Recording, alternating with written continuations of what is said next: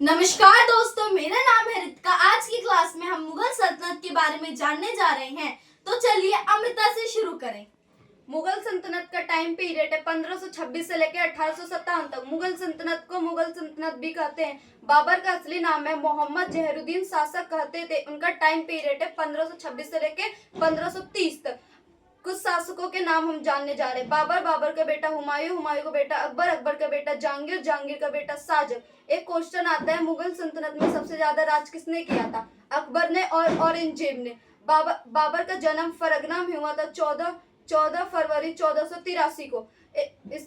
बाबर ने लगातार भारत पे 4 साल अटैक किया था। और एक ट्रिक बताती हूँ मैं याद करने का। पानी पिया, खाना खाया, चांद देखा, घर गया, मर गया। इन्होंने ट्रिक बता दिया। मैं उस बैटल का नाम बता देती हूँ।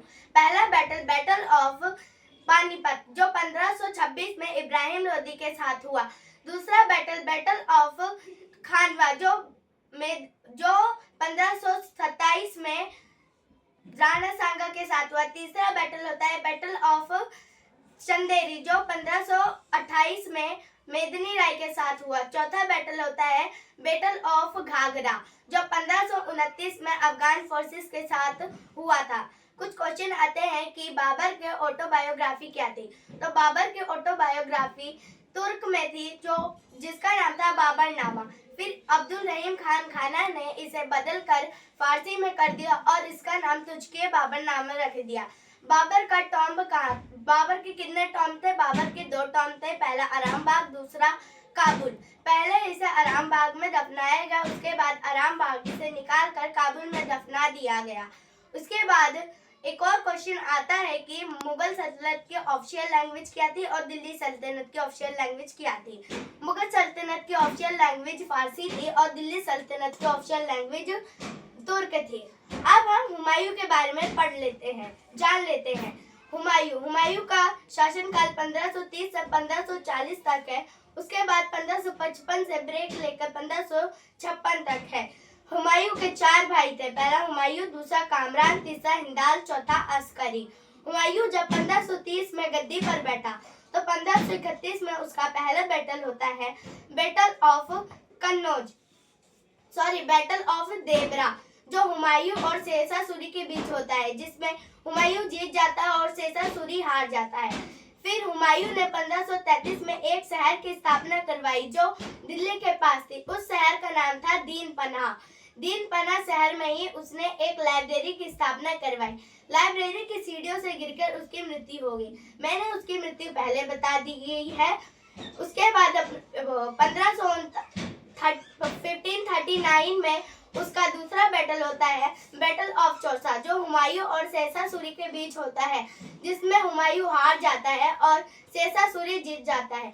जस्ट 1 साल बाद यानी 1540 में हुमायूं और शेरशाह सूरी के बीच तीसरा बैटल होता है बैटल ऑफ कन्नौज, जिसमें हुमायूं दोबारा हार जाता है और शेरशाह सूरी जीत जाता है।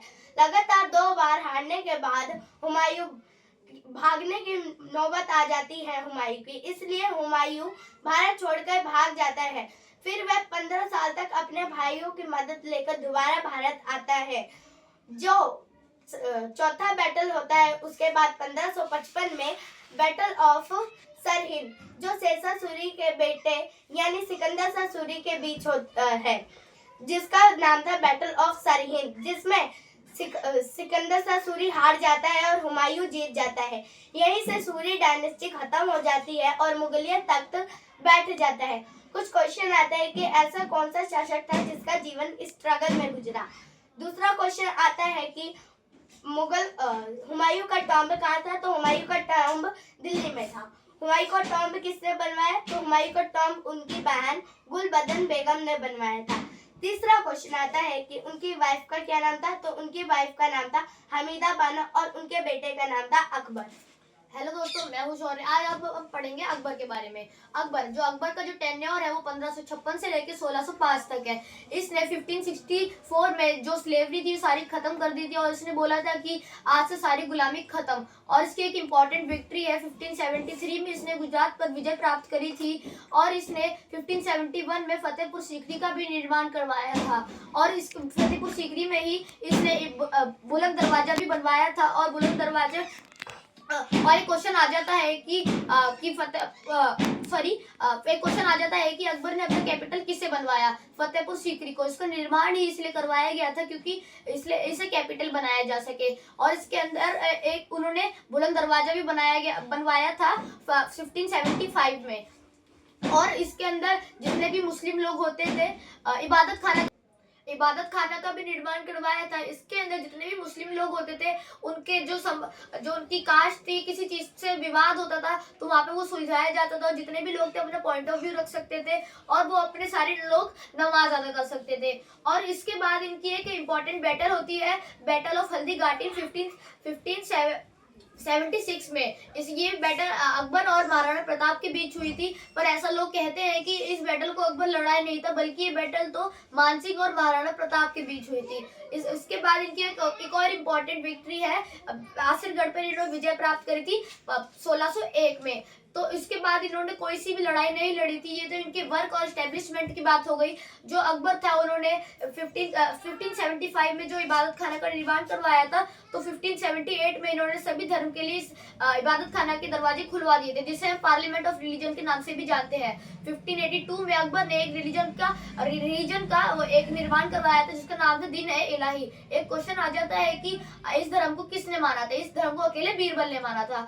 और अकबर ने अपने महल में 9 लोगों को जगह दी थी, जिन्हें हम इंग्लिश में 9 रत्नों के नाम 9 ज्वेल्स के नाम से जानते हैं और हिंदी में 9 रत्नों के नाम से। हमारे जो पहले हैं वो हैं बीरबल, जिनकी पोस्ट थी एडवाइजर की, और इनका असली नाम था महेश दास। हमारे दूसरे जो व्यक्ति है उनका नाम है मानसिंह, जिनकी पोस्ट थी कमांडर की। जो हमारे तीसरे व्यक्ति है उनका नाम है टोडरमल, उनकी पोस्ट थी वित्त मंत्री मतलब फाइनेंस मिनिस्टर की। जो हमारे चौथे व्यक्ति है वो है तानसेन, जिनकी पोस्ट थी म्यूजिशियन की, जिनका असली नाम था रामतनु पांडे। और ये दो तरह एक क्वेश्चन आ जाता है कि जो तानसेन है वो कौन से तरह के राग गाते थे? पहला है राग मल्हार और दूसरा है दीप मल्हार। राग मल्हार जब वो गाते थे तब बारिश होती थी, और जब दीप मल्हार गाते थे तो आसपास के सारे दिए जल उठते थे। और ये कितना सच है कितना झूठ है वो तानसेन और अकबर ही जाने। जो हमारे पांचवें व्यक्ति हैं वो है अब्दुल रहीम खान खाना। ये वही व्यक्ति हैं जिन्होंने अकबरनामा को ट्रांसलेट करके फारसी भाषा में लिखा था। और हमारे जो छठे व्यक्ति है अबुल फजल, और इन्हीं के सगे भाई हैं फैजी, जो 7वें व्यक्ति हैं। और इन दोनों की पोस्ट भी पोएट की ही थी। और जो हमारे 8वें व्यक्ति हैं वो उनका नाम है मुल्ला दो प्याजा, इनकी पोस्ट थी कुक की। और जो हमारे 9वें व्यक्ति हैं वो है हकीम खान, इनकी पोस्ट भी पोएट की ही थी। और जो अकबर था उन्होंने मनसब सिस्टम लागू किया था। इसके अंदर हर व्यक्ति की जो सैलरी थी वो हर 10 साल में देखी जाती थी। अगर उसने अच्छा काम किया होता था तो उसकी सैलरी बढ़ा दी जाती थी, और अगर ज्यादा अच्छा काम किया होता तो उसे प्रमोट कर दिया जाता था। जो अकबर था उन्होंने आगरा फोर्ट और इलाहाबाद महल भी बनवाया था। और जो अकबर जो थे पढ़े लिखे नहीं थे तो ये अपनी ऑटोबायोग्राफी खुद नहीं लिख सकते थे। और इनकी बायोग्राफी जो थी वो अबुल फजल और फैजी ने लिखी थी, जिसका नाम था अकबरनामा और आईने अकबरी, और जो ये फारसी भाषा में लिखी गई थी। इससे आगे जहांगीर के बारे में मेरी सहपाठी त्रिशा आपको बताएगी। जहांगीर का कार्यकाल है 1605 से लेके 1627 तक। जहांगीर का जन्म 30 अगस्त 1569 में हुआ था। जहांगीर का बचपन का नाम सलीम था। जहांगीर को प्यार से शेखू बाबा के नाम से भी बुलाते थे। जहांगीर के नाम का मतलब होता है विश्व विजेता। जहांगीर ने कुल 3 शादियां की थी। जहांगीर की पहली पत्नी का नाम था मानबाई, दूसरी का नाम था जगत गोसाई। जगत गोसाई को जोधा का टाइटल दिया गया था। तीसरी पत्नी का नाम था मेहरुनिशा। मेहरुनिशा को नूरजहां का टाइटल दिया गया था। अब एक क्वेश्चन आता है कि जहांगीर की पत्नी का नाम भी जोधा था और उसकी माँ का नाम भी जोधा था। तो कुछ लोगों को कंफ्यूजन होती है कि उन दोनों मतलब जोधा उनकी माँ भी थी और उनकी पत्नी भी थी। तो ये ऐसा नहीं था। उनकी जो पत्नी थी जगत गोसाई को जोधा का टाइटल दिया गया था, उनका नाम नहीं था जोधा। अब अगला क्वेश्चन है कि जहांगीर को किंग ऑफ जस्टिस के नाम से क्यों जाना जाता है? तो जहांगीर को किंग ऑफ जस्टिस के नाम से इसलिए जाना जाता है क्योंकि जहांगीर ने अपने दरबार में 30 जिहार का चेन लगवाया था। अगर किसी को जहांगीर से मिलना हो तो वो उस घंटी को बजाता था और उसे जहांगीर के सामने पेश किया जाता था और उसे प्रॉपर जस्टिस मिलती थी। हमारा अगला क्वेश्चन है कि ऐसा कौन सा मुगलिया शासक था जिसके दरबार में 2 ब्रिटिशर्स आए थे परमिशन लेने के लिए?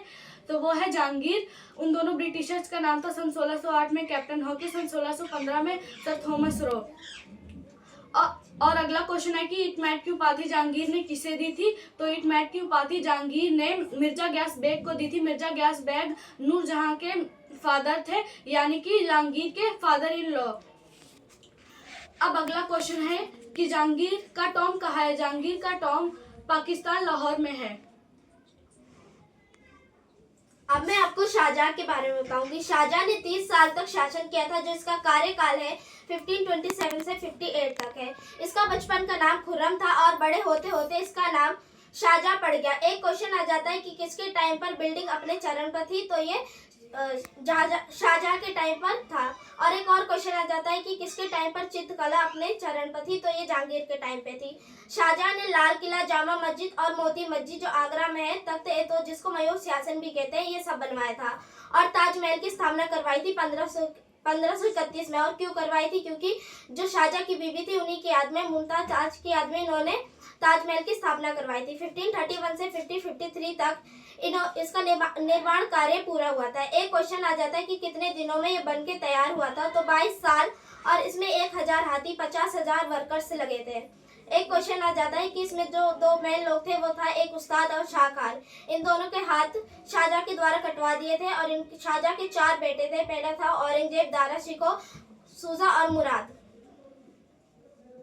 तो अब मैं आपको औरंगजेब के बारे में बताऊंगी। तो सबसे पहले हम ये जान लेते हैं कि शाहजहां जब बूढ़ा हो गया तो उसने कहा कि अब हम अपना राजपाट जो है अपने बड़े बेटे दारा शिकोह को दे देंगे। तो जो औरंगजेब था वो उनका दूसरा बेटा था। औरंगजेब ने इस बात पर दारा शिकोह और अपने पिता शाहजहां के खिलाफ बगावत कर दी, बाय हुक और क्रुक रूल। औरंगजेब को बचपन से ही ना ही अपने पिता से मोह था, ना ही अपने भाइयों से मोह था तो सिर्फ उसे राजगद्दी से मोह, सिर्फ उसे राजगद्दी पाने की चाह थी और मोह था। तो जब एक दिन महल से दारा शिकोह बाहर गए हुए थे, तब औरंगजेब ने अपने पिता शाहजहां को नजरबंद कर लिया, यानी कैद खाने में रख लिया।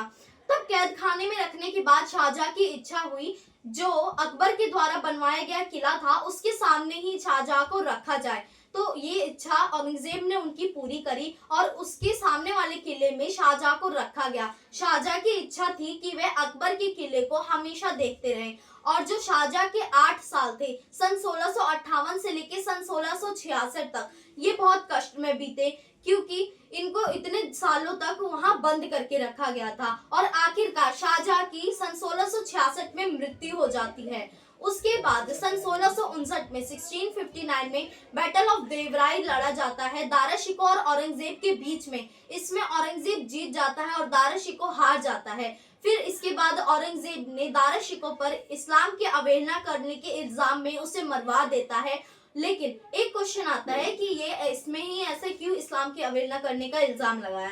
देखो, जो औरंगजेब था वो इस्लाम का कट्टर साधक था, ठीक है, वो दूसरे धर्मों की बिल्कुल भी इज्जत नहीं करता था। अगर हम अकबर, जहांगीर, शाहजहां के कार्यकाल में देखें तो वो इस्लाम को तो मानते थे लेकिन दूसरे धर्मों की भी इज्जत करते थे। लेकिन जो औरंगजेब था वो बिल्कुल भी किसी भी और धर्म की इज्जत नहीं करता था।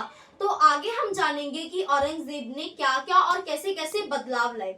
तो औरंगजेब को हम आलमगीर के नाम से भी जानते हैं। इनका 2 बार अभिषेक हुआ था। पहला सन 1658 में जब इसने अपने पिता को कैद नजरबंद कर लिया था, और दूसरा सन 1659 में 1659 में लाल किले में इनका राज्याभिषेक हुआ था, जब इसने अपने भाई को इस्लाम की अवहेलना करने के इल्जाम में मरवा दिया था।